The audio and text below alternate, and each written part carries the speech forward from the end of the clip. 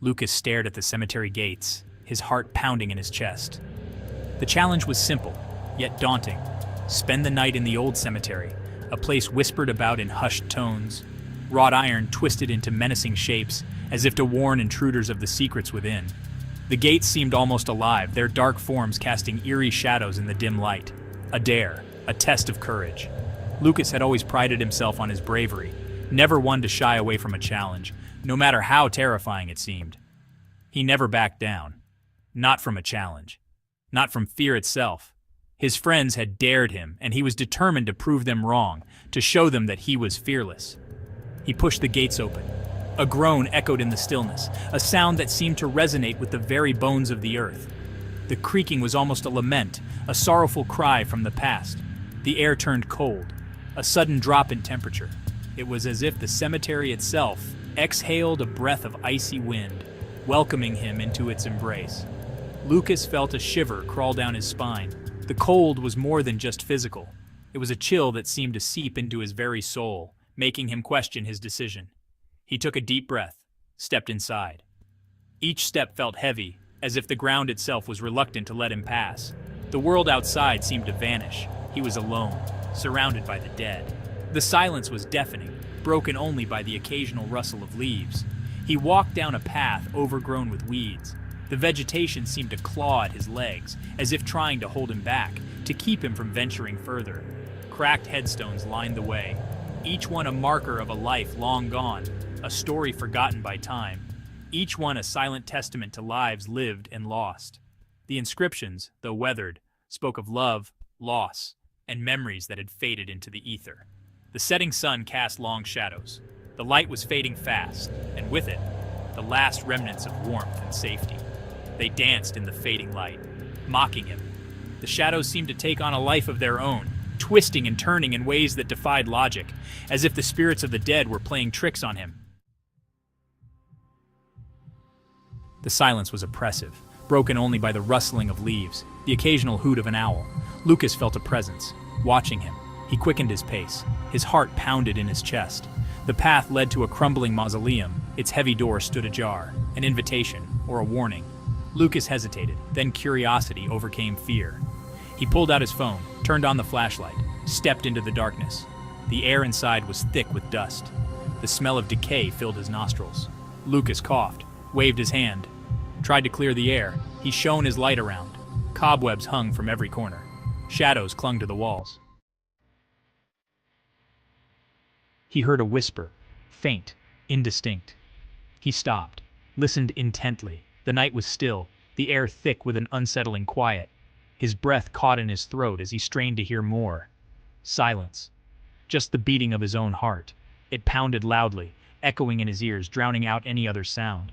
The cemetery seemed to hold its breath, waiting. He told himself it was his imagination, a trick of the mind brought on by the eerie surroundings. But doubt lingered, gnawing at the edges of his thoughts. The wind playing tricks on him. It rustled the leaves, creating ghostly whispers that seemed to come from all directions. He shivered, pulling his jacket tighter around him. He took a step back, towards the exit. His instincts screamed at him to leave, to escape the oppressive atmosphere that seemed to close in on him. Another whisper. Closer this time. A name. His name. It was unmistakable, sending a chill down his spine. He felt a cold sweat break out on his forehead. Lucas froze. Fear gripped him. His legs felt like lead, refusing to move. He was rooted to the spot, unable to tear his gaze away from the darkness. He turned, shone his light in the direction of the sound. The beam cut through the darkness, revealing only shadows and the outlines of tombstones. Nothing, just empty tombs, cold stone, and shadows. The silence was deafening, pressing in on him from all sides. He felt utterly alone. He started to feel uneasy, a prickling sensation on the back of his neck. Goosebumps rose on his skin, a physical manifestation of his growing dread, like he was being watched. The feeling was intense, almost palpable. He could sense eyes on him, though he saw no one. He turned around slowly. His heart pounded in his ears. Each beat felt like a drum, loud and insistent, urging him to flee. He expected to see something, someone, standing there, but there was nothing, just the oppressive darkness and the unshakable feeling that he was not alone. He continued his exploration, each step filled with growing dread. The moon had risen, casting an eerie glow over the cemetery. The shadows seemed to lengthen, twist, take on menacing forms. He heard footsteps behind him, heavy, measured. He spun around, shined his light. Nothing, just the wind whistling through the trees.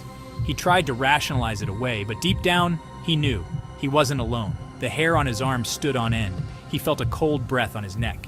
He turned slowly, dreading what he might see. A pair of eyes glinted in the darkness. They seemed to float there, unattached to any form, watching him. Section 5. Blind Fear. Panic surged through him. He stumbled back, tripped over a headstone, fell to the ground. His phone slipped from his grasp.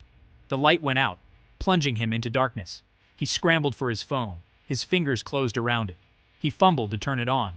The light flickered back to life. He shone it around. His heart hammered in his chest. He was surrounded. Shadowy figures moved between the headstones, silent, menacing. They seemed to glide over the ground. Their eyes glowed with an eerie light. They were closing in. Section 6. A desperate escape. Lucas scrambled to his feet. He ran, blindly, desperately, through the maze of headstones. The shadows gave chase. Their whispers followed him, mocking him, threatening him. He could hear them gaining on him, their cold breath on his neck, their icy fingers brushing against his skin. He pushed himself harder. His lungs burned. His legs screamed for mercy, but he didn't dare slow down. He burst through the cemetery gates, stumbled onto the road, collapsed on the pavement, gasping for air. He looked back. The cemetery gates were closed. The shadows were gone. Section 7. The morning after. The sun was high in the sky when he woke. Its rays pierced through the morning mist, casting an almost surreal glow over the deserted landscape. He lay on the pavement, feeling the cold, hard ground beneath him. The events of the previous night were a blur, but the pain was all too real. Sore, bruised, shaking. Every muscle in his body ached, and his skin felt like it was on fire. He remembered the terror of the night before, the shadows that seemed to come alive, the whispers that echoed in his mind. It felt like a nightmare, one that he couldn't wake up from, but it was all too real. He sat up slowly, every movement sending waves of pain through his body. He looked at his hand, trembling as he did. There was a mark on his arm, 3 long scratches, deep and angry, as if made by claws. They weren't there before. He touched them gingerly, wincing as they burned. The pain was a stark reminder of the horrors he had faced. He got to his feet, every step a struggle. He stumbled home, the journey feeling like an eternity. He tried to forget, to push the memories away, to tell himself it was all in his head, that it was just a bad dream, but the evidence was there, etched into his skin. The scratches on his arm were a constant reminder. They throbbed with every heartbeat, refusing to be ignored. The whispers he still heard in the quiet moments when the world was still, and his mind wandered. They told a different story.